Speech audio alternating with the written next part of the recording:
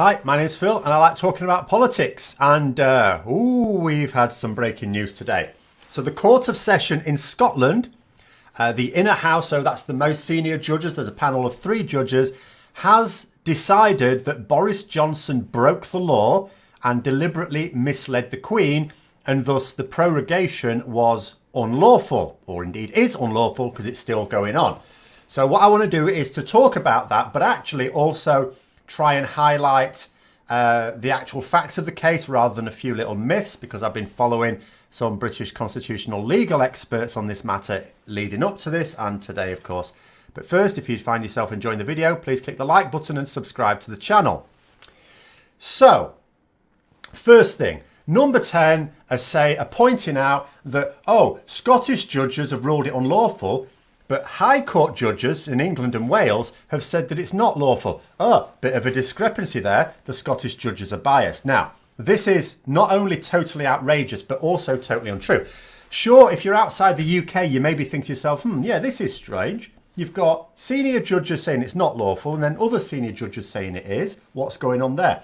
It's simply the way the law works in the United Kingdom. There are basically, from this point of view, 3 jurisdictions. You've got England and Wales, has a law, or several laws actually, and the sort of highest court that rules on specifically English and Welsh matters is the High Court.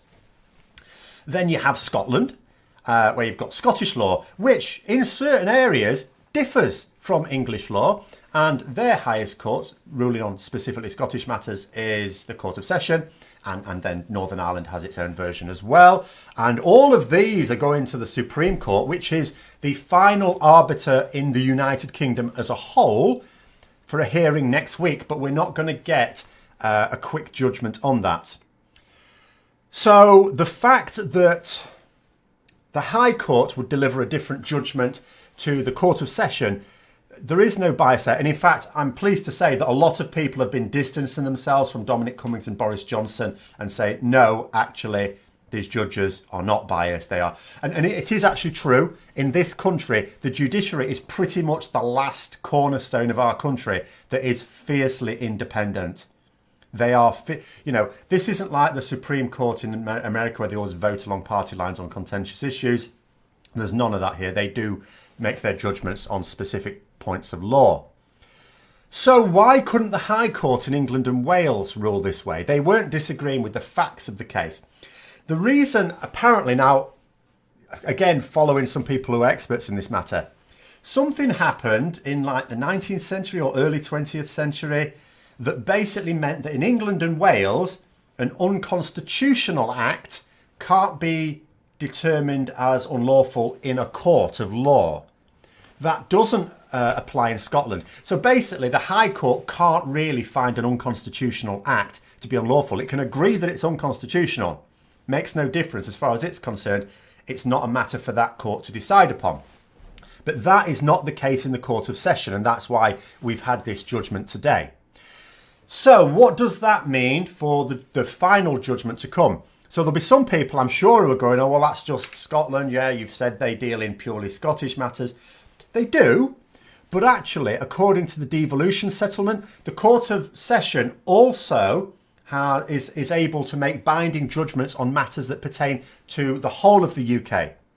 It is equal to the High Court in such matters. So when it comes to UK-wide affairs, this judgment is binding until the Supreme Court say it's wrong, which they may or may not do, but they're not going to do it for a while. This judgment is binding. And what that means is, at the moment, Parliament should be recalled. It hasn't yet. Some of you who follow me on Twitter will have noticed I had a little bit of a spat with a few people who insisted, it's been set aside. Parliament can sit now. No, it still needs an order to be recalled. You will notice that Parliament isn't sitting. You will also notice that various people are now calling on those who can make the decision to recall it. Gina Miller, for example, has written to the commissioners of the House of Commons and House of Lords to recall Parliament. That, to me, sounds like the more sensible course of action. Other MPs, including the SNP's Ian Blackford, have been writing to Boris Johnson to call on him to recall Parliament. I'm not quite sure what that's about. You know, he's very unlikely to, isn't it? He's very unlikely to. He's shown scant regard for the law so far. In fact, his charge sheet is stacking up. I wonder if there's a bit of party politics in that. Because surely they should be appealing to, as Gina Miller has, the commissioners of both houses of parliament, or maybe the Queen directly. I'm not sure what the avenue is for that. It's not like they can vote for a humble address whilst they're not sitting. But the other thing about this, and this is totally unprecedented now. I mean, Boris Johnson as a Prime Minister has been pretty unprecedented anyway. He's lost all 6 votes as Prime Minister. That's a record that's going to stand the test of time. But now, a high court in Britain has ruled that the Prime Minister deliberately misled the Queen. That judgment's there now. That's a fact of the matter. The best that Boris Johnson can hope is that the Supreme Court feels, much like the High Court, that it's not for that court to judge this as a matter of law. That's the best they can hope for. They won't disagree with the facts of the case, and the facts of the case are, as determined by these 3 Court of Session judges, the Inner House judges, Boris Johnson has misled the Queen and he's done it deliberately, and further, he did it for the purpose of stymieing Parliament. In other words, stopping Parliament from holding the executive to account and having their say in representing the people. That is the specific reason why he called this prorogation, which we all knew. Of course, he denied. The court has said now the evidence clearly indicates this. Bear in mind, there were documents served up that proved this, absolutely proved it. So that is a matter of fact. Regardless of whether the Supreme Court decides whether he broke the law or not, he has misled the Queen and he's done it deliberately. That is going to stand. The Supreme Court's not going to quash that. Like I say, the best that they can do from Boris Johnson's point of view is just to say, yeah, he's done this and he's done it for this reason and it is unconstitutional, but actually it's not a matter of law.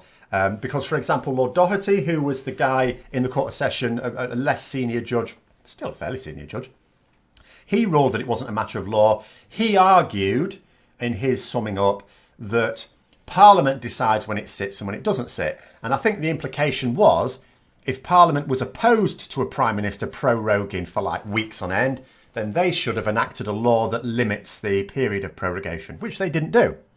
And I'd sort of agree with, I don't agree with his final judgment, but I'm not an expert in the law. I can't agree or disagree. I can only go with what the most senior judges have said.